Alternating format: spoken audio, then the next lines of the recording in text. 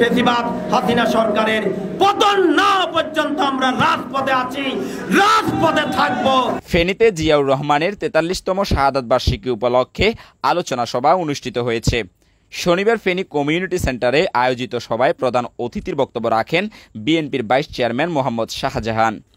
ফেনী জেলা বিএনপির আহ্বায়ক শেখ ফরিদ বাহারের সভাপতিত্বে সভায় প্রধান বক্তা ছিলেন বিএনপির জাতীয় নির্বাহী কমিটির চট্টগ্রাম বিভাগীয় সাংগঠনিক সম্পাদক মাহবুবুর রহমান শামীম। এ সময় জেলা বিএনপির সদস্য সচিব আলাল উদ্দিন আলালের পরিচালনায় সভায় বিশেষ অতিথির বক্তব্য রাখেন বিএনপির চট্টগ্রাম বিভাগীয় সহ সাংগঠনিক সম্পাদক জালাল উদ্দিন মজুমদার, হারুন রশিদ হারুন, বিএনপির জাতীয় নির্বাহী কমিটির সহ গ্রাম সরকার বিষয়ক সম্পাদক বেলাল আহমেদ, সদস্য আবু তালেব ও মশিউর রহমান বিপ্লব। শুধু বেনজির আজিজ নয়, এই যে শেখ হাসিনার আশপাশে তার প্রশাসনে যারা উচ্চ পর্যায়ে আছে, যেখানে হাত দিবেন সেখান থেকে গন্ধ বাইর হবে, সেখানে দেখবেন এইভাবে কোটি কোটি টাকার, হাজার কোটি টাকা আত্মসাতের কাহিনী নাকি। আমি এখানে বারবারে বলছিলাম, ভার সাহেব ওই বেনজির আজিজ নিয়ে আলোচনা করার দরকার নাই, আপনি ফেনীর ভিতরে আপনি একটু নজর দেন, ফেনী জেলার ভিতরে যদি আপনি নজর দেন দেখবেন এখানেও সরকারি আনুকূল্যে ১৭০০ কোটি টাকা লুট করার, সেই লুটপাট করার মতো লোক এখানে আছে। ১৭০০ কোটি টাকার মালিক এই সরকার আমল হয়ে গেছে, অনেক লোক আছে নাকি নাই। প্রথম বাংলাদেশ আমার শেষ বাংলাদেশ, জীবন বাংলাদেশ আমার মরণ বাংলাদেশ।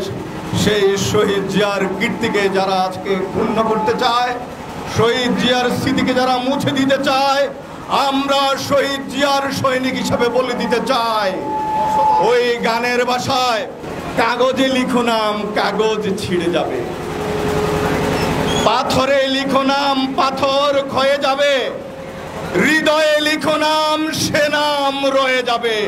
শহীদ জিয়ার স্মৃতিকে এই দেশের মানুষের হৃদয় থেকে কখনো মুছে ফেলা যাবে না।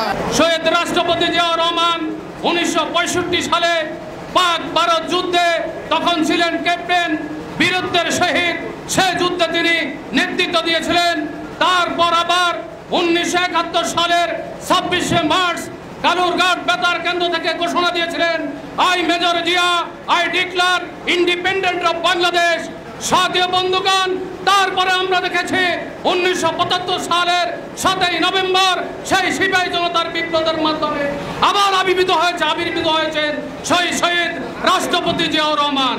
এ সময় ফেনী জেলা বিএনপি ও অঙ্গ সহযোগী সংগঠনের বিভিন্ন পর্যায়ের নেতাকর্মীরা উপস্থিত ছিলেন।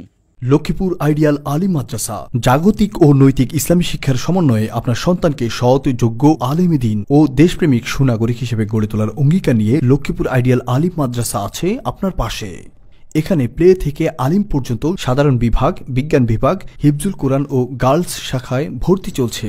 এখানে রয়েছে উন্নত যোগাযোগ ব্যবস্থা এবং রুচিশীল ও শিক্ষাবান্ধব পরিবেশ, আবাসিক অনাবাসিক ডে কেয়ার ব্যবস্থা।